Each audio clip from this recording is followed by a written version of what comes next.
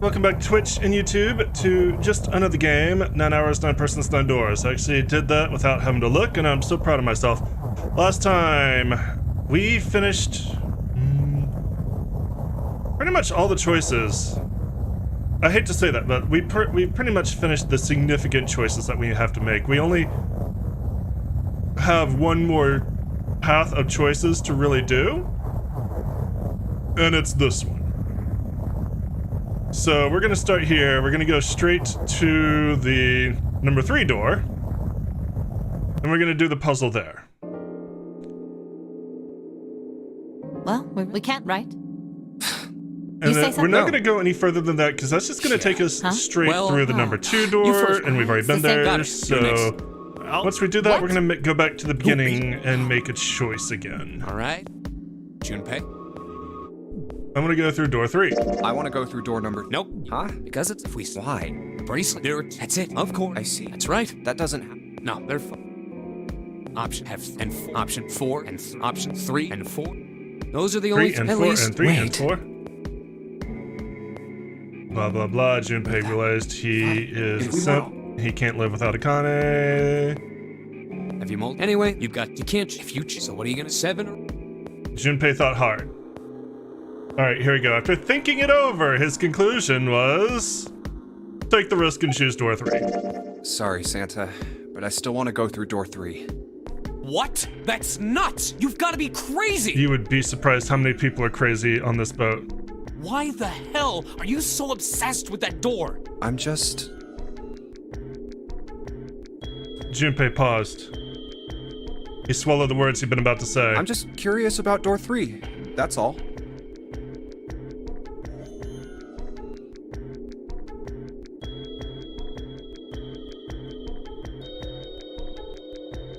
That doesn't explain shit! I've got a reason. I'd be happy to explain it to you if you'll just come with me. With that, he began walking toward the door. Their curiosity likely getting the better of them, the others followed. A few of them looked a little suspicious, but Junpei told himself that wouldn't matter. He kept walking and kept silent. Eventually, they arrived at the number 3 door. Junpei stopped. I'm curious about the red. 7, would you mind authenticating for me? What? Why? Please, just do it. He stared at Junpei for a moment, then grunted and laid his palm heavily on the scanner. Happy? Yeah, thanks.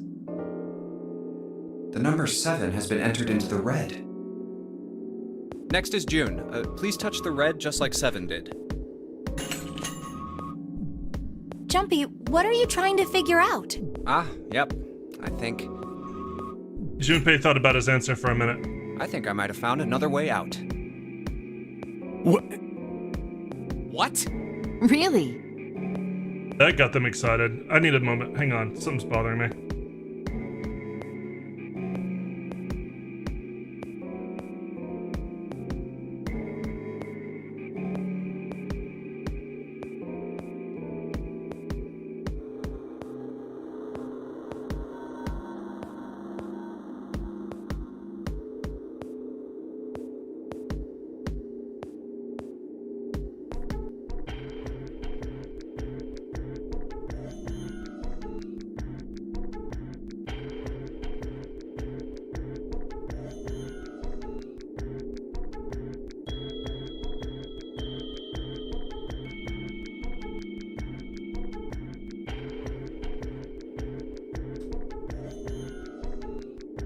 Okay, that should fix it for now.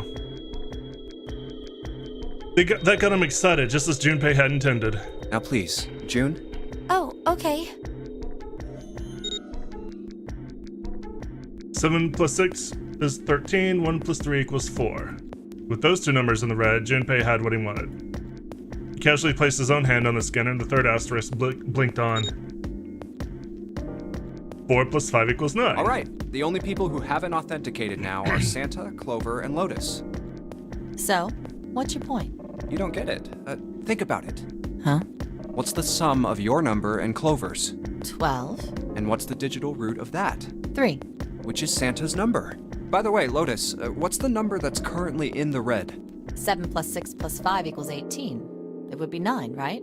Yes, and what will the digital root be if you add 3 to that? 3, the door's number. There you go. Hey, wait a minute. What the hell are you up to? I'm not up to anything. I'm just waiting. Waiting for what? I'm waiting for the balance to shift. Santa, or Lotus and Clover. Once one of you moves, the others won't have a choice. So I'm waiting. Junpei laid his hand almost casually on the lever. Junpei, you're a dick. You're a massive dick. You're a genius, but a massive dick. You son of a bitch! You tricked us! All that stuff you were going on about is all bullshit! Bullshit? Huh. I don't think so. Didn't I tell you I'd figured out another way to get out of here? This is it. Why the hell would you do something like this? Junpei glanced at June. Jumpy. You did this just so you could go through the same door as June. I am horny for her, I guess. I don't know. That's it? Senna was furious. His face was red and flecks of spit flew from his lips as he spoke. Junpei closed his eyes calmly, then opened them again. So, who's it going to be? Santa? Or Lotus and Clover? Shit! Let's go, Clover. Huh? Lotus leapt forward. She grabbed Clover by the sleeve and ran for Junpei in the door. Fuck! Caught by surprise, Senna froze for a moment, then shot forward like a bullet from a gun. Lotus had a head start, but Senna had the advantage in size and speed. Almost immediately, he passed Lotus and Clover. No, wait! Senna did not hesitate. Ah! Slammed his hand down on the red. This is insane! This isn't right! He glared at Junpei, chest heaving. Yeah, well, you may be right, Junpei's voice was cold, but not without effort. but Too late now. He turned to the red and pulled the lever.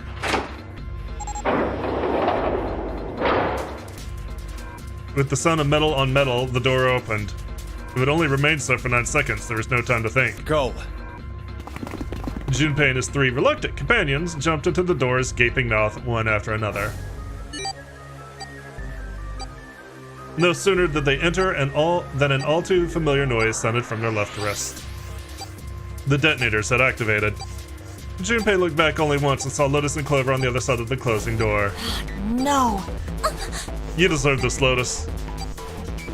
They stood still, stopped where they had been when Senna reached the red. The defeat and desperation on their faces tore Junpei's heart. Then the door closed and they were gone. You son of a bitch, Junpei! This isn't fair! Senna rounded on Junpei, lightning crackling in his eyes and his knuckles white. Do you realize what you just did? You leave them out there, and they can't... Shut it! That's enough! It hadn't been Junpei that spoke, but 7. We gotta find the dead or none of this is gonna matter! The clock was ticking. The dead was their only chance at survival.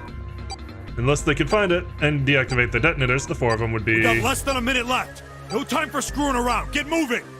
Damn it! You and I are not done yet, bastard! They scattered and began to scour the room. The deactivation device was nowhere to be found. Where the hell is it? Corridors stretched in 3 directions, but each one was blocked off by a wall of metal. There's only one way out. One other door. Over there! It's gotta be behind the door! 7 ran for the door, rusty iron thing. His large hands grabbed hold of the handle and pulled. Damn, it's pitch dark inside. Can't see a thing! Junpei stuck his head through the door and looked around the room. No, wait! Almost immediately, he spotted the blinking red light on the right wall. I found it! The dead's right over here! He stepped in the room. Ugh. What? The floor's slippery! He stopped and glanced down. And the game. Oh, there. Okay, good. He stopped and glanced down at his feet. What was. Hey! What the hell are you doing? There's something... Get over there! Junpei felt 7's heavy hand against his back and stumbled across the room. The other 3 piled in behind him. They all felt immediately that something was wrong. Nothing that could be easily identified, only a sense that something terrible shared the room with them. But there was no time to say so. Quick! Get to the dead! They all started running.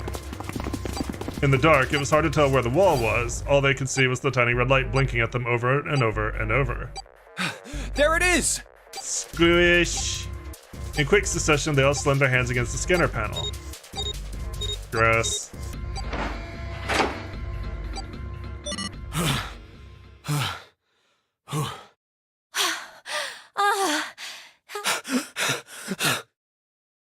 Seven leaned against the wall, gulping air. As his breathing began to return to normal, he glanced at his left wrist and grunted. It stopped. It stopped.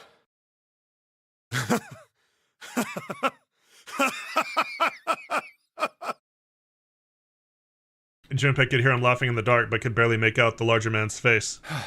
I don't think I'll ever get used to doing this. What the? The sound of retching came from Santa's direction. What the hell is this smell? This is vile. I'm gonna puke. So desperate had they been in the race to the dead that no one had noticed the horrible smell that pervaded the room. It was a terrible, nauseating stench like burnt and rotten meat. Adrenaline had drowned it out, but now it rolled over Junpei ways, forcing it into his nose with every breath he took. Oh, you're right. Oh, this is... He felt his stomach clench and bile rise up in his throat. Let's get the lights on first. You don't want to do that. There's a switch over here. You don't want that. The light that spilled in from the door barely illuminated a small switch plate next to the door. Slowly, with the toll of the last few minutes apparent in his gait, Seven walked toward it. Splish, splash, splish, splash. He stopped as he got close and extended his fingers toward the switch. Okay, guys, I'm flipping it on. There was a soft click as the lights came on. Just as the light turned on, June took in a short breath and... A scream echoes through the room. Junpei's breath stopped in his throat. His heart ceased to beat. Time froze. His mind scrambled to make sense of what he saw before him. What? Hey, Oh, this is... What was left of the body sat in a sea of blood. Chunks of flesh torn from the body sat in the blood like tiny islands in a great red sea. A vast, ragged hole had been torn in the torso, and what remained of his intestines spilled out of it like fresh spaghetti. Smaller chunks of meat had spluttered against the wall and become stuck there as they dried. Globules of yellowish fat had left trails like tiny slugs as gravity pulled them down the wall, even as they dried to it. Looks like an explosion. Seven's voice was low and strained. Just like the Ninth Man. The detonator in his bracelet set off the bomb in his gun. Yummy, yeah. Oh god. The bone is coming out of his left arm. it's definitely an open fracture. It looked as though the explosion had been quite powerful. His legs were both bent in an unnatural way, and his left arm had split open, exposing the painfully white bone of his ulna. His bracelet lay next to him. It seemed to have hit the hot wall hard enough to have shattered the display, which lay on the ground in pieces. Your face is the worst. Yeah, you can't even tell who it is. Half of his head had simply collapsed. The blood coating had almost made it look like raw pizza dough covered in tomato sauce. His clothes, too, were covered in blood. The burgundy tie, the white shirt, the jacket with the yellow piping, and the gray slacks. But the clothes are... They were all familiar to Junpei. Is that... Snake? Santa's voice wavered as he spoke, his mouth dry. Oh my god. Finally, Junpei spoke. Why did this happen? Suddenly, June was screaming, her voice broken. It was an eerie scream full of insanity and not entirely human. No!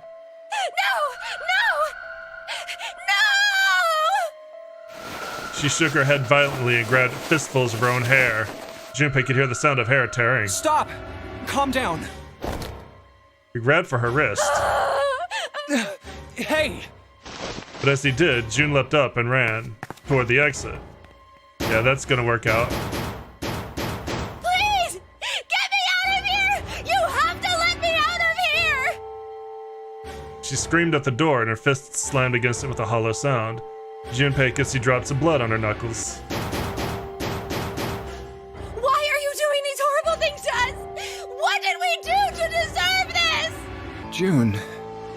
She screamed again, a desperate, mindless cry. Her fists flailed against the door. Get me out of here! Please! June! Junpei couldn't watch anymore. He ran to June and wrapped his arm around her, pulling the screaming girl away from the door. Calm down. No! Get off of me! Let me go! Let me go! Please, calm down. She scrambled for a moment, her legs skittering across the floor, but her resistance didn't last long. As suddenly as her outburst had begun, it was over. The manic energy disappeared and her body went limp in Junpei's arms. June collapsed toward the floor and Junpei knelt down with her. He felt drops of something warm and wet. Was she crying? A moment later, she began to sob.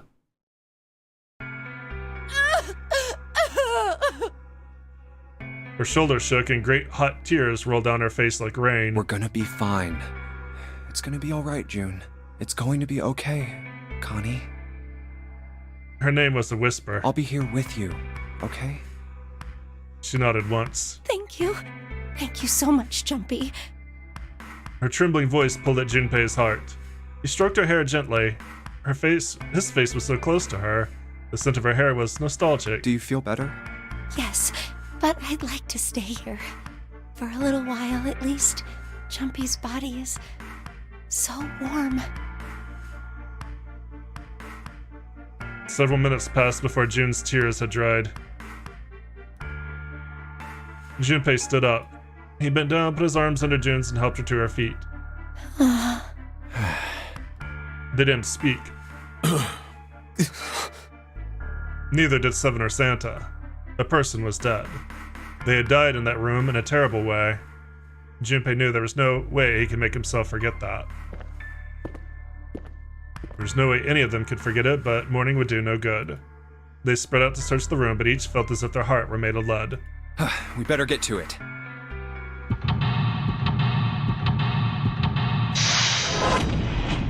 Alright, time to explore a room with a corpse. Yay.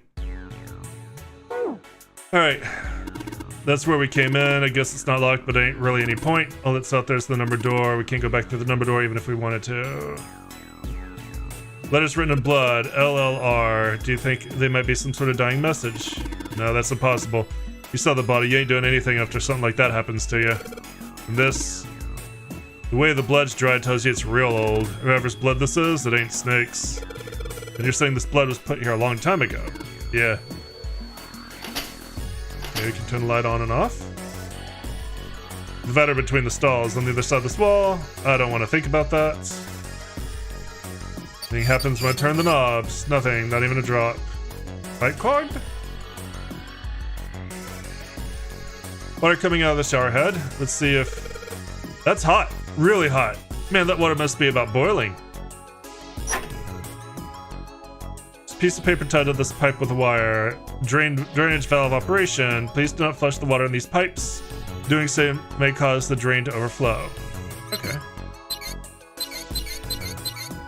Woo!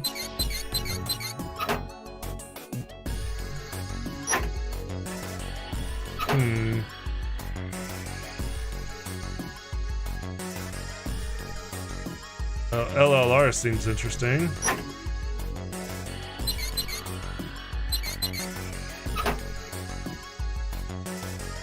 Worry about that later. I already checked all 3 toilets, you know. Nothing unusual there. Looks like a card, like a key card. Wonder if we could get to it somehow. Don't think so, it's too deep, I can't reach it. It's a thermometer. Can you get it off? No, it's screwed onto the wall. Oh, come on, man, I said I already checked them. What, you don't trust me? Jesus, Junpei, I said I checked them all. The doors to the toilet seat. Santa's didn't find anything, apparently.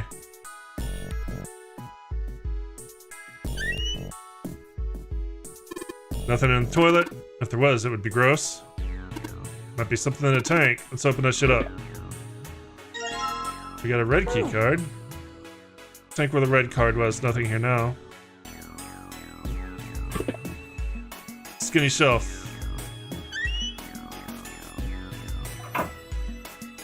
What do you think this is? Somebody's got some really bad dietary problems. It looks like tar. It's kind of sticky. Don't think we can just wipe it off. I doubt pouring some water on it's gonna help much either. What about hot water? Hot water? If you had something like boiling hot, maybe that'd wash it off. It's a water tank for a toilet. I mean, I know peace, but what's OC? Organized crime. What's this, some kind of police slang? Probably. What do I say? What's he looks all sad now? It's not really important now, guys. Let's just check it out, alright? Hey, a screwdriver. Some toilet paper on the shelf. Hey, a bucket. Give me a bucket, please. Mr. Bucket! You put your balls, you know where. Junpei reached for the broom, and as he grabbed it, he heard a soft voice from behind him. It was June. The rabbit hutch. Huh? He turned around. June still looked sadly pale, but there was a smile on her face. Oh, you just reminded me of it. The rabbit hutch, I mean. How did I remind you of something like that? Jumpy and the broom. You're always playing around with the broom in front of the rabbit hutch. I was.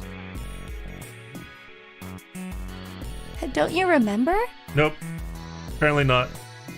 Junpei stared at the broom in his hand. You mean, you don't remember that summer either?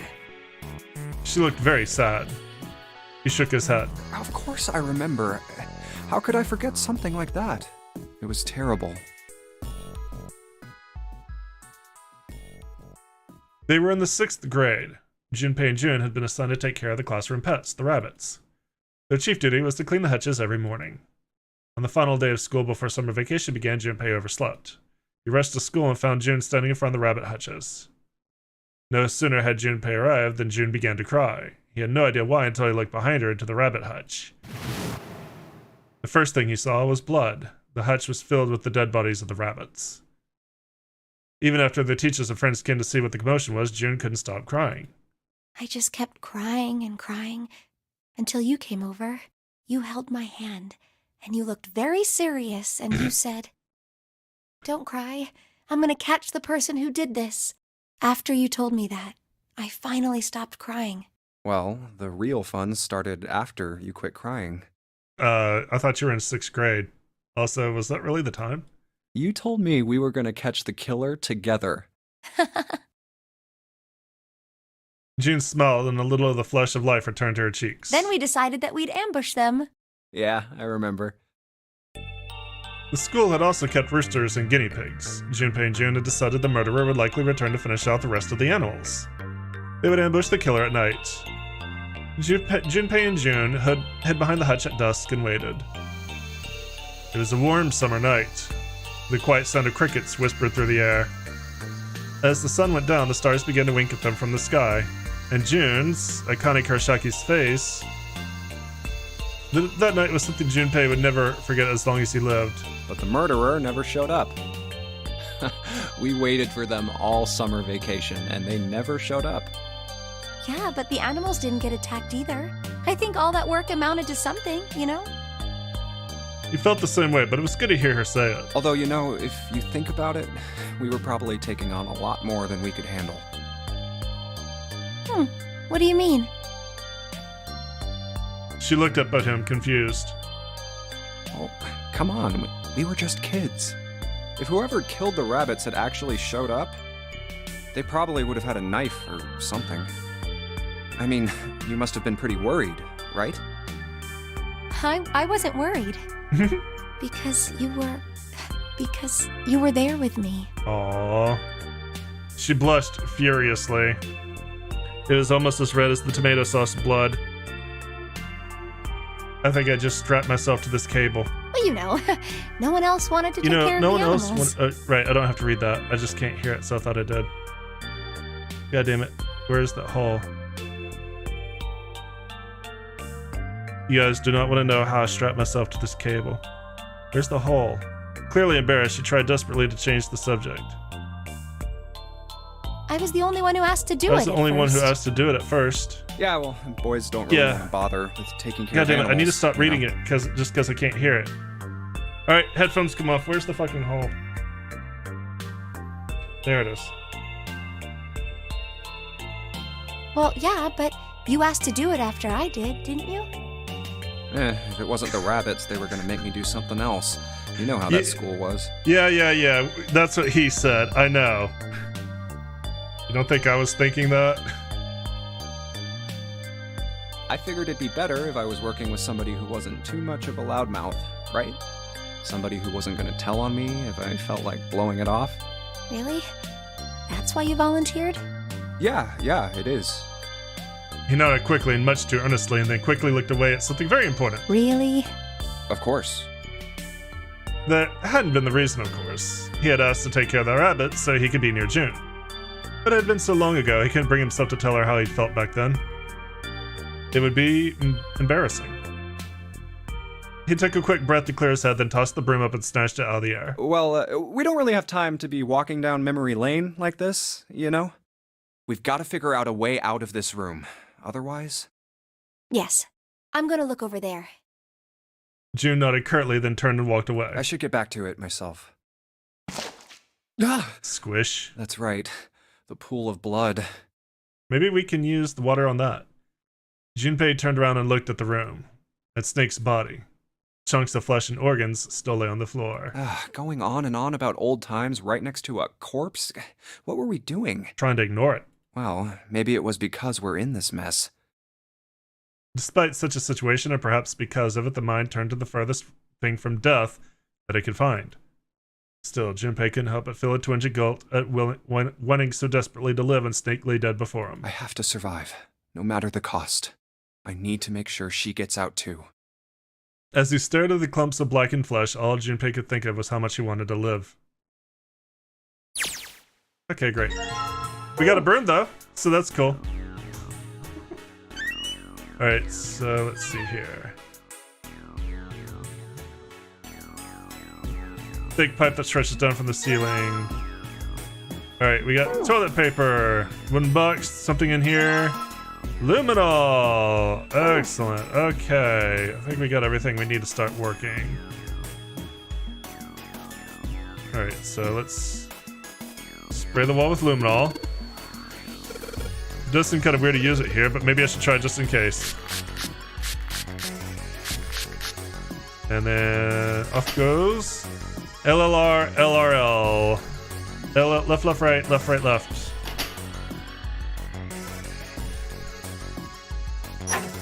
LLR, LRL.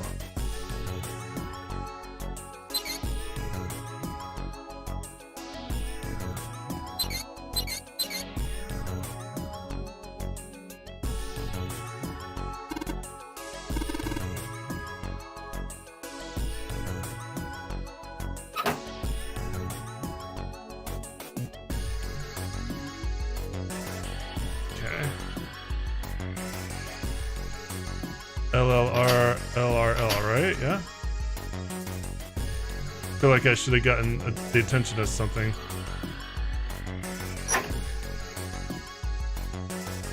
Ah, there it goes.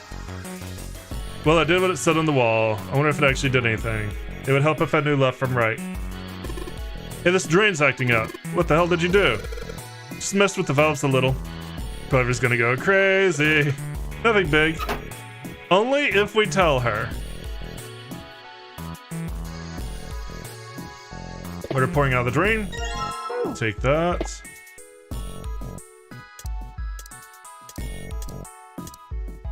And take that.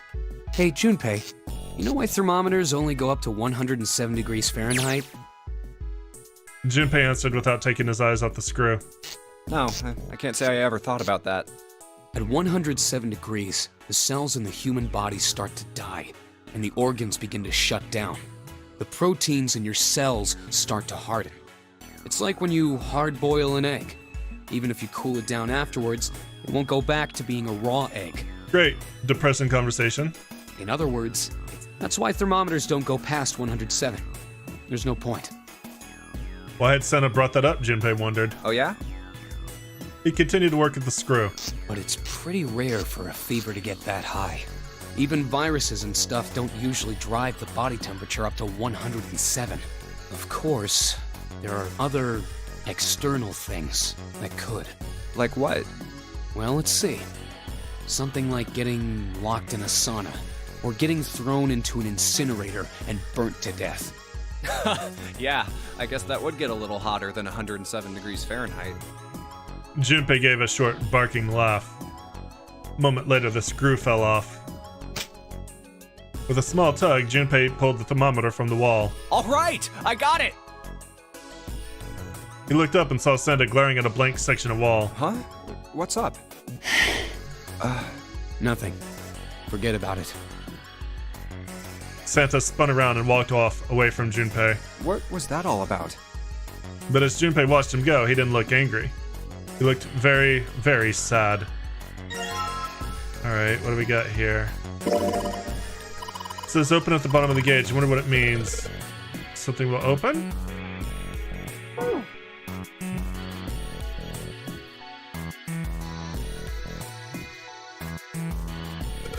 If I can get this hot water on the thermometer, let's get this party started. Looks like that's doing the trick. There goes the gauge, and now it's at the open mark. It opened. What's this? Looks like there's a piece of paper in here. Alright, 957 plus. Let's combine that with that. What if I wrap the toilet paper around the broom? We get a broom wrapped in toilet paper. And what do we do with that? Looks like the symbols line up perfectly. It says 634 plus 957. Alright. 634 plus 957 plus... Okay. And now let's do bucket. Did you turn on the shower? I'm gonna put the bucket under the head. What if we didn't tell Clover her brother's dead? What if we just said he went to a farm upstate somewhere? Alright, was it this one? Yeah. Something that looks like tar. Flush the hot water from the bucket. That should clean it up.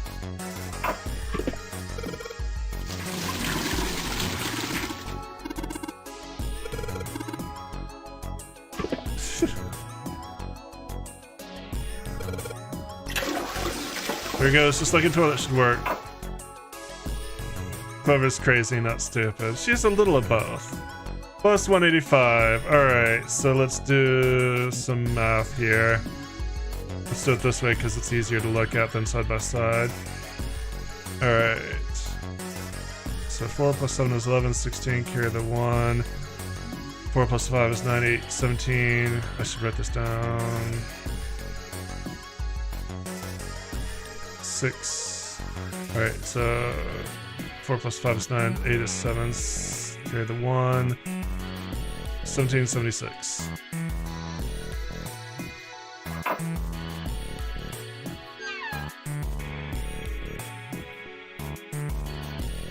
Alright. We got 2 cards.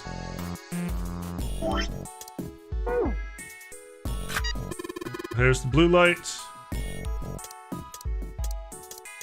And the red light. Okay, fine, I'll do that. Seems pointless.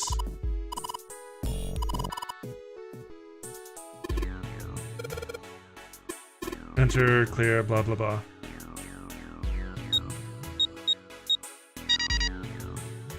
There we go. And we're out.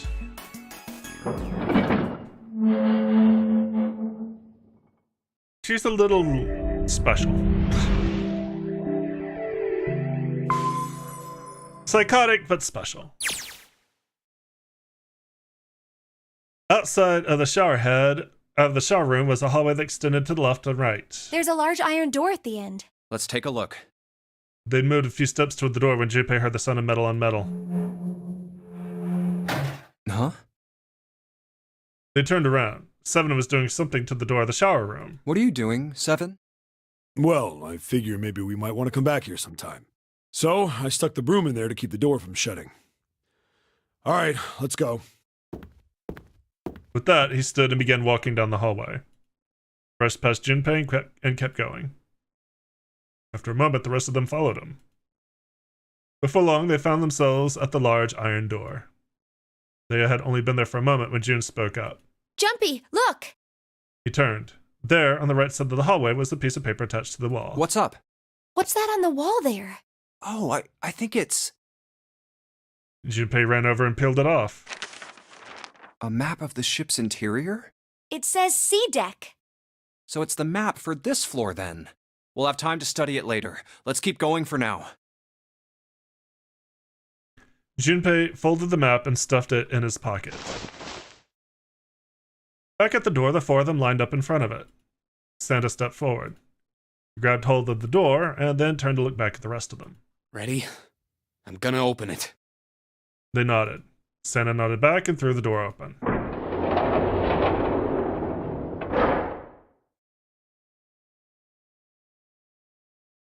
All four of them leapt through.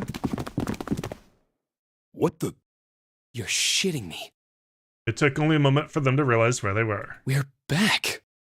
They had been there only a short time ago. Hey, we're back in the hospital room. Lotus, you're not still mad, are you? It was the large hospital room filled with countless beds. Lotus and Clover looked up as they entered. Ace was there as well, though he looked as if he'd only just woken up. Clover! Lotus! And Ace! I'm glad you're all okay. Lotus? What are you? The moment they spotted Junpei, Lotus and Clover headed straight for him. As she neared him, Lotus drew back her hand and slapped him open-palmed across the face. How could you do this to us? Her face was furious.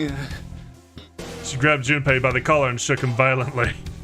Clover didn't touch him, but the hate in her eyes was no less potent. It was Seven who stopped them. Knock it off! We got bigger shit to worry about right now. His deep voice echoed across the massive room. Lotus glared at Seven but let Junpei go after one last vicious shake. What? Go have a look. I stuck the screwdriver in the door. That door over there, the one without a number. As long as the screwdriver's there, it can't shut, so you can get in there. There's a shower room past there. I stuck a broom at the door there too. Anyway, go take a look. Then you're saying we can go in there without passing through the numbered door? Yeah, it's about the size of it. Wait, what the hell is in there? You'll know when you see it. Fine, let's go. Lotus and Clover looked at one another for a moment, then nodded and stepped through the door. By then, Ace had made his way to them, moving with the stiff, shuffling steps of someone who has only just awakened from a lengthy slumber. He was asleep for less than an hour! What the fuck?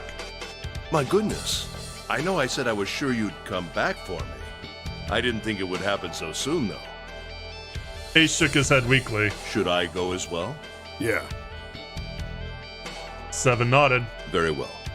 Ace followed Lotus and Clover with a stiff, tired gait.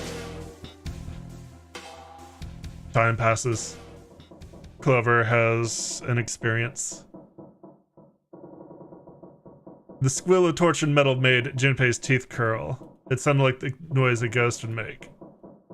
Each time it put him on edge. It didn't help that there was a girl nearby who looked far more like a ghost than a living human should. Okay.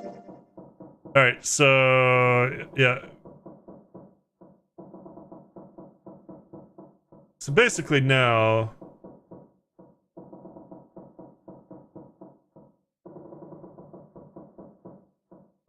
I think we don't... We're gonna skip through a bit of this.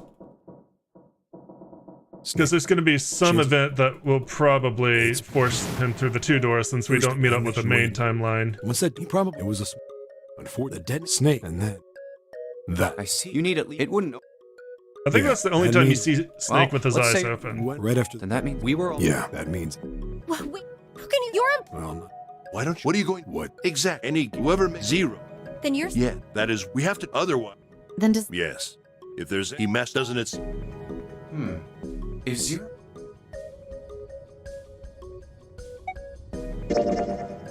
Of course he was. That was obvious. But I don't. Zero was somewhere on the ship, but Junpei had no idea where. Junpei mumbled to himself, lost in thought. Where could Zero be hiding?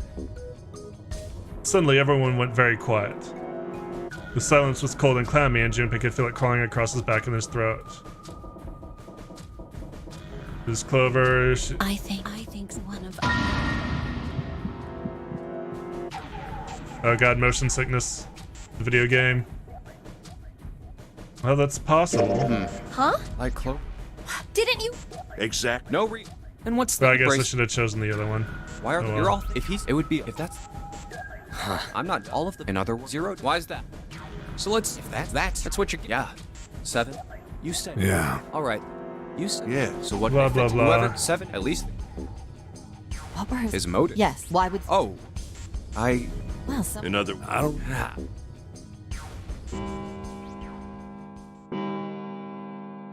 They heard a bell begin to ring. It was the clock at the central staircase. It's 3 in the. That means we. Then we need to move 7. I know how You're right. Blah, blah, We blah, must- blah, blah. We've Our seen next- this before. Here we go. Junpei stood in front with the Oh, mercury. Now we. Looks like there's only 2 floor buttons. C and bottom. Okay, this is a little different. Oh. Yeah, okay, this makes sense. We didn't get the... Because we were the only team to go through, nobody... There wasn't a team who got the sun card, or the sun key, so nobody could get to the other 2 rooms. So yeah, only 2 is available now. 6 and 1 aren't available. The rest were destroyed or did nothing when pushed. I didn't Time think to about head that. down, Junpei hit the bottom button. The door closed.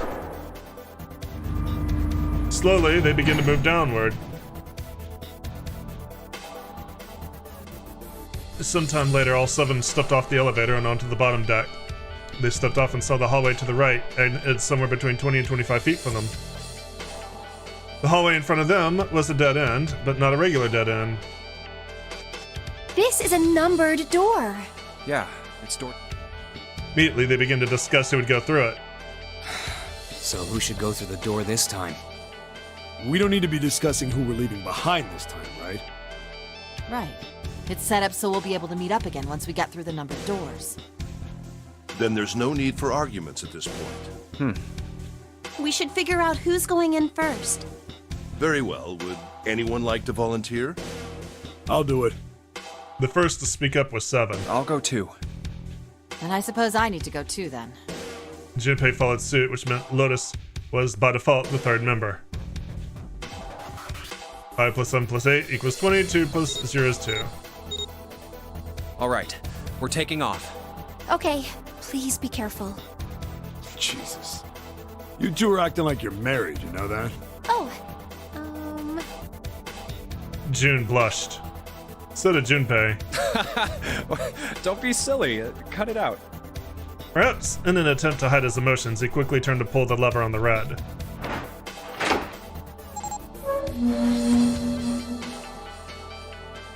The door opened.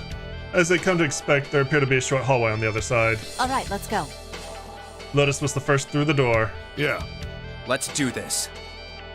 7 was next, and Junpei brought up the rear. Where the hell is it this time? I don't see it! There it is. It's right there. Fortunately, it only took them moments to find the dead had been placed just inside the room next to the numbered door. Alright, so from this point on, it's pretty much where we've already been.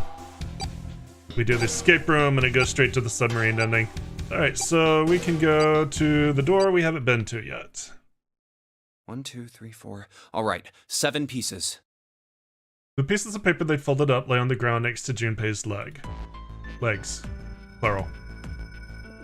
Everyone had written on paper pulled from Junpei's notebook in an effort to put together a blind vote. Just double checking, but everyone wrote their code name and a door number they want, right?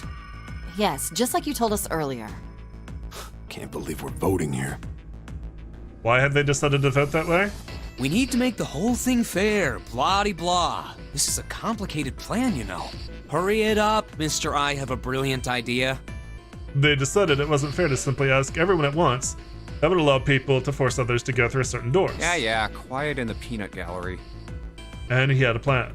It wasn't a plan he wanted anyone catching wind of, however, so he did his best to act calm as he began to open and read the pieces of paper. All right, let's open these up. The first one says, Hang on a sec. Ace requests door 1. Yes, I do. Would you like me to explain why? No, we don't have time for that. Sorry. Let's keep going. You open the second one. Next is Santa. He wants door 6. Yeah, that's what I wrote. He continued with the third, fourth, and fifth pieces of Clover paper. wants 1, Lotus wants 2, and 7 also wants 2. They get into a No, fight. but- Just give it. It's not like I want. I am not. Barely. So. Maybe. Nobody wants. Oh! Let go! Let go! Junpei! Right. Junpei tore his eyes away and looked down at the sixth piece of paper. How the hell does Lotus stay tucked in? He opened June it. wants door 6. Yes, I don't really have a reason. I just felt like it. All of the papers save Junpei's had been read. He did some quick calculations in his head. So this was everyone's vote. Ace and Clover requested door 1. That was the door on A deck, near the central staircase. 7 and Lotus requested door 2. That was the door on bottom deck and could be reached by taking the elevator to the bottom of the ship. Santa and June requested door 6. I just remembered something I probably should have done. I didn't actually make the choice I needed to, so we're gonna get to the door 6 just so we can skip this again, but I forgot to actually make a choice of whether I was going through 4 or 5. Actually, I guess it doesn't matter. Actually, it kind of does. Yeah, it does. Okay. No, because I didn't go through... I don't know where I am. I don't know where I am right now. I think I'll just have to do it. That was the door on E deck that could be reached by taking the elevator down near the central staircase. The door I should choose is... It took him less than a second to run the numbers. He opened the 7th piece of paper and spoke. Okay, the last one is mine. I want to go through... Door 6. I want to go through door 6. Alright, so what is it? Junpei flipped open the piece of paper. It read, Junpei, door 6. Of course it did, he'd written it after all. That's a problem. June spoke barely above a whisper, but they all knew what she said. None of these teams will be able to go through the doors they want. Clover and I chose door 1. Lotus and I chose door 2. That's not enough people to open a numbered door, however. The digital routes don't match up either. We've got similar problems. Junpei, and I want to go through door 6, but our digital route is 5. If we're gonna open that door, we need a 1. Damn, what are we gonna do now? What are we going to do? Junpei crossed his arms and did his best to put his thoughts in order. The others followed suit, but with little result. Eventually, Clover broke the silence. Why don't 7 and Lotus go through door 1 with me? Her face was cold and flat, as was her voice, but her logic was sound. 7 and Lotus looked at each other. 7 plus 4 is 19, 1 plus 9 plus 10 is... 1 plus 9 is 10, 1 plus 0 is 1. First problem resolved, Ace spoke up. What about me? Who cares about you? Isn't that obvious? Wasn't one of the teams just complaining that they didn't have a 1? You mean I should join Santa's team? Yes. Clover nodded, her face still cold and emotionless. Her attitude and posture cannot have been more different than the energetic girl of only a few hours before. No one seemed ready to contradict her. Her purpose was understandable. Her response is understandable given the horrible situation in which she had found herself, but even so. Huh. I understand. I'll go through door 6 then. Hooray! If we do as Clover has Yippee. suggested, we can all pass through a numbered door and no one will be left behind. This seems to be the most reasonable solution. There we go. 7, Lotus. What do you guys think? I don't have a problem with it. Me either. Alright then, we're good to go. See you later. Wait, Clover! Don't move on your own! Oh, I'll be going too then. Yes, you will. Yeah, be careful. Don't slap me We should again! get going as well. Even if I did kind of deserve it. Even if I did absolutely deserve it. At last, Junpei and the other 6 had managed to separate themselves into 2 teams. Clover, 7, and Lotus headed A deck, where door 1 was, near the main staircase. Junpei, June, Ace, and Santa, however, took the elevator to E deck. E deck. The ride to E deck was a silent one. This is E deck. Edict. There should be a door at the end of the hall. All right, let's go. Santa's words jolted them to action, and they stepped out of the elevator into a long straight hallway.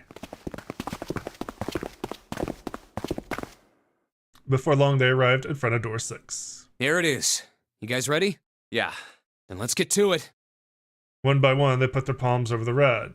Have I actually made it to that part? Okay, cool. So, now that we've done that, I think we're going to call it a quick episode for YouTube here. I need to go back to the start of the timeline, and I need to choose... I'm going to choose door 4, because at that point, it doesn't matter which door I go through. Once you choose through door 4, you're only going to get one certain ending. So we're going to do that, or at least going to make the choice. And then we're going to jump back to door 6, and we'll do the puzzle there. And then next time we got to make the choice to go through 5 and 8, and then we got to do the puzzle in 6 again. Great. Anyway, we're going to call it here. YouTube, I will see you tomorrow. Twitch, I need to get up. I'll be back in a couple of minutes. YouTube, thank you so much for joining me. As always, I appreciate it. If you enjoyed what you saw, let me know. Give me likes, send me comments. Remember to subscribe, and I'll see you then. Twitch, I'll be back in a minute.